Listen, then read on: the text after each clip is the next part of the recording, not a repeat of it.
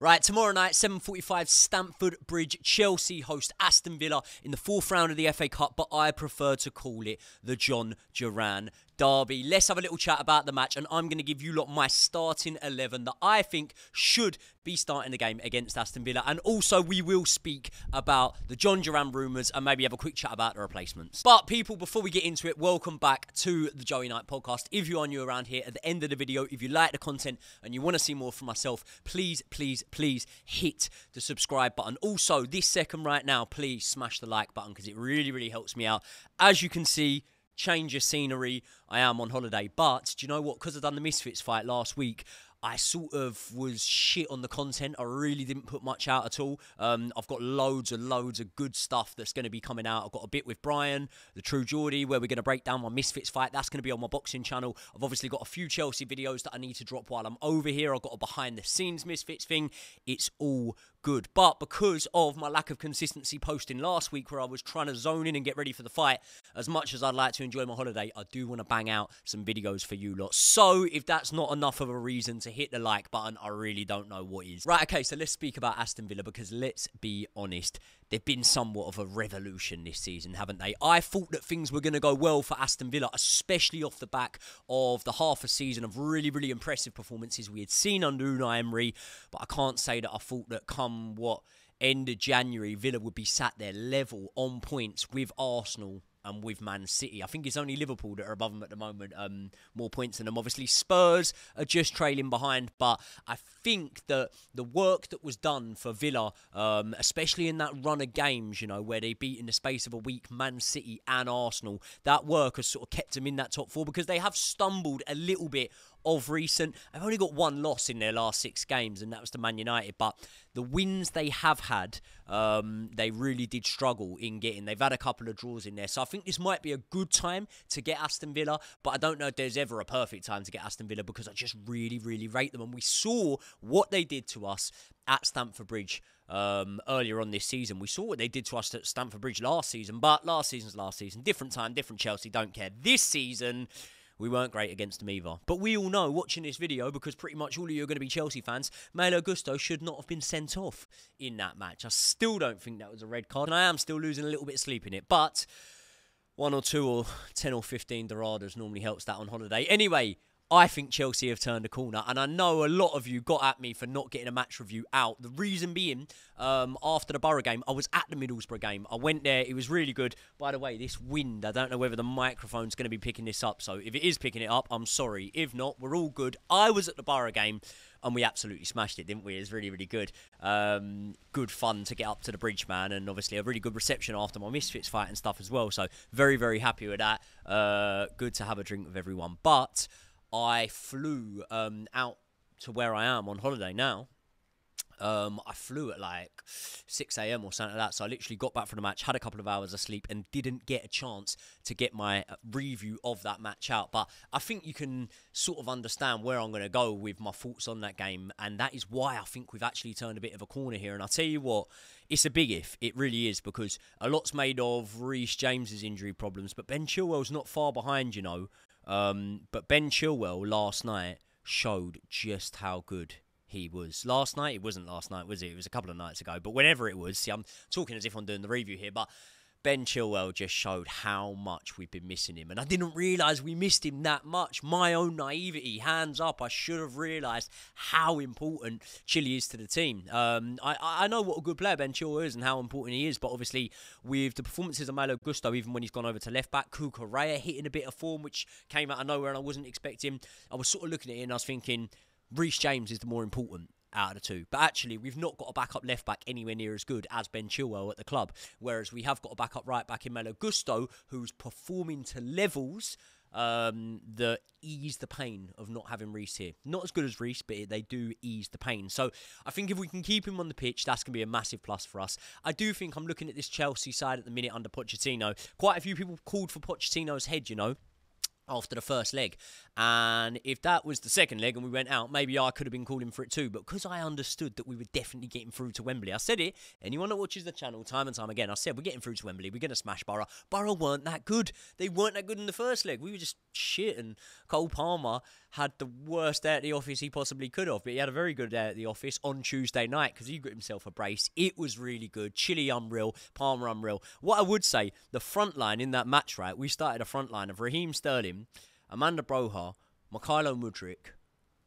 For me, all of them played pretty shit. And we managed to score 6 goals. So that pretty much sums up this Chelsea side now, doesn't it? Is shit harsh? It is harsh, isn't it? They weren't shit. They were all right. They're good lads. They are good lads. Right, okay, let's name my team sheet for this game. And I think the team sheet sort of picks itself, but let's discuss it. Petrovic in goal. I am a massive Petrovic man. Petrovic is the daddy. And we see, like, you know, Robert Sanchez posting stuff at the moment.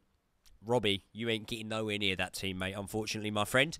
Stuck up for you when I needed to stick up for you, but now we've got a better option. I'm dropping you like a hot potato. Robert Sanchez, nowhere near the team. Petrovic in goal. Right back, we're going to have to go with Disasi because Malo Gusto's returned to first team training, but it's the reconditioning phase thing we're hearing of, so I don't think he's going to be ready, but hopefully see him on the bench. Let's go Disasi. Disasi was good at right back, and I'll tell you what, that run to pop up with a goal was nice. Very good.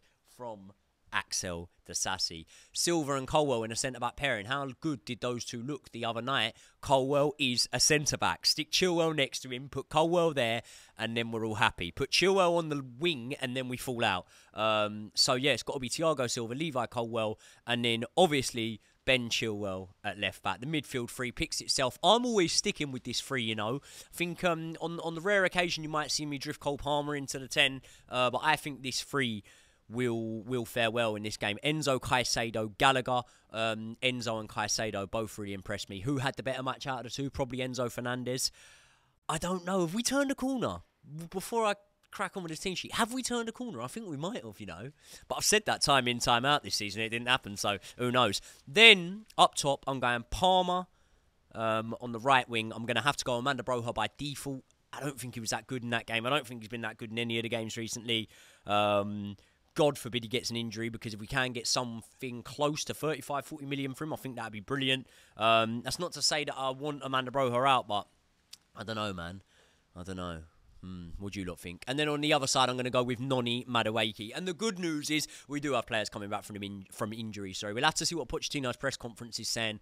Probably later. It might be now as we're recording. To see whether Malo Gusto and Christopher Nkunku are going to be on the pitch. But what we do know, on the pitch, on the bench, I should say. Sorry, I was on the beers last night. I'm pretty hanging still now. But what we do know is we're going to have Carney Chukwuemeka on the bench, and that is a big, big plus. We might even be in the starting lineup. I wouldn't object to it. Love Carney Chukwuemeka, man. Think he's a brilliant player. And we'll have another couple of players on the bench. Our bench does look quite thin at the moment, though, doesn't it? So let's sort of see how that goes. But what do you lot think of that lineup? I think that's a pretty decent starting lineup for what we've got at this minute in time. And I think it's a good enough lineup to beat Aston Villa. Really, really rate Aston Villa, but they can be got at. They can be beat. They're not invincible. And I think if we do get a win against Aston Villa in this match, I'm going to be very, very confident that we have turned a corner, and then we can push on, because you look at the league table at the minute, man. I mean, where are we? Where are we? Where are we? I know Man United have gone back above us. Yeah, so we're 9th in the league at the minute, but level on games with, well, everyone's level on games at the moment, and we're what? 1 point behind Man United with a much better goal difference, 1 point behind Brighton. Mate, we could be up as high as like 7th by, well, I mean, we've got Liverpool, haven't we? That's going to be a hard one. Oh, mate, how good would it be? Sorry, I'm rambling here, but you lot don't mind. You're all good lads. How good would it be if we knocked Aston Villa out of the cup after the back of that performance against Borough, and then we went and beat Liverpool? It's got draw written all over it, but it's a little preview, a little mouthwater for the League Cup final, obviously, where we will face off against them. John Duran. Do I want John Duran? Not really. No. What has he got? 2 goals in 14 games for Villa this season. I think he started 12 games, or got 12 appearances for Villa last season. Didn't score. Young player. Could be a real talent. But I tell you what, I'm sure we could say that about... Who else could we say that about? There's one that comes to mind. Oh, no, yeah, everyone in our squad.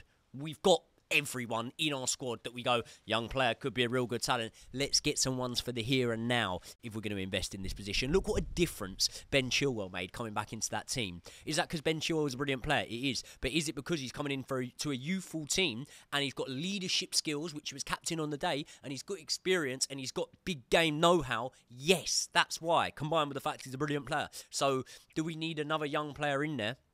No, I don't really think we do. Listen, he's not, he's not a young Eden Hazard, the fella. He's a young player who looks half decent. Same as all of them. No different to Washington, in my opinion. But let's see, man. Let's see. What I would say is if the Karim Benzema one is out of the question, it's looking like Man United might be in for Benzema. He doesn't want to do that. Do not go there. But if the Karim Benzema one is out of the question, Callum Wilson. Sorry, Brian. But I would have Callum Wilson. And you've had a few off us. So I'd have Callum Wilson if he was available. 15 million for Callum Wilson. Would they accept that? I think they would. Would any club underprice himself when they know Chelsea come calling? No, probably not, because everyone sees us coming and pulls our pants down. But if we get Callum Wilson for 15 million, yeah, bit of a stopgap till the end of the season. Proven Premier League goal scorer, by the way, who will come in and will score goals for Chelsea. Might not be fit all the time, but same as half our squad. And we could get him in there to do a job for us until the end of the season. And then next season, look, we probably won't get another fee for him and be able to move him on. But I tell you what, you never know. You really never know, because like one of the promoted sides, like say Luton were to stay up, they'd splash 10 bags on Callum Wilson, 10 bags, 10 grand, 10 mil probably. We could get a little bit of money back off him. But even if not, right? If we look at it like this, Nicholas Jackson, is he going to be a backup striker? I don't know. I feel like if we brought a big name in like Osman in the summer, then Nicholas Jackson would probably go out on loan or maybe be sold, or it might be a winger. He looked decent on the wing. Brower's going because it's 100% profit, and you know the way that's going. Brower's already going. Washington, is he going to suddenly start to do certain breakthrough? Am I forgetting anyone? I don't know. So we're going to need a backup striker next season, someone that can come in and play for the rest of this season. So if you said to me now, ideal situation, ideal scenario is we get Benzema. But if we get Callum Wilson for like 15 million, he could play for us until the end of the season. And then we then go and invest and get an Osman or someone like that in the summer, big name signing. I'd go and do that, to be honest. So what do you lot think? Would you do that? Would you go for Callum Wilson? I definitely would. Yeah, so let's wait and see what happens with that one. Score prediction for this game. I think we're going to do it, I think it might be a tight affair. I think there might be a few nervy moments. I'm going to go 2-1 in this game. And smart money's on a Cole Palmer penalty, isn't it? So I'll probably go with that one.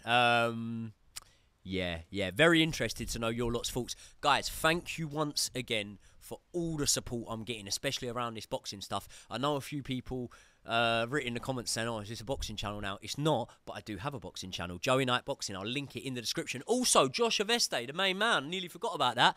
The big dog is doing a live stream, I think, for this game. So I'll tell you what you're going to do. You are going to sit, you're going to put your feet up. You're not going to go down the pub on Friday night because you've done all that and you're skint and it's the end of the month and it's Christmas and the missus is really fuming at you for going out all the time. So you're going to put your feet up. You're going to open a couple of cans at home. You're going to have the game on one screen. You're going to have Josh Aveste on the other screen. And then, after the game, after we win, you're going to come over to my channel and tune in to my review. People, thank you very much for sticking around to the end of another video. If you like the content, please subscribe. And also, if you haven't already, I've asked you about 3 or 4 times. You're really starting to piss me off now. Hit the like button. I'm joking. You're not pissing me off. Love you all. Right, see you in the next one.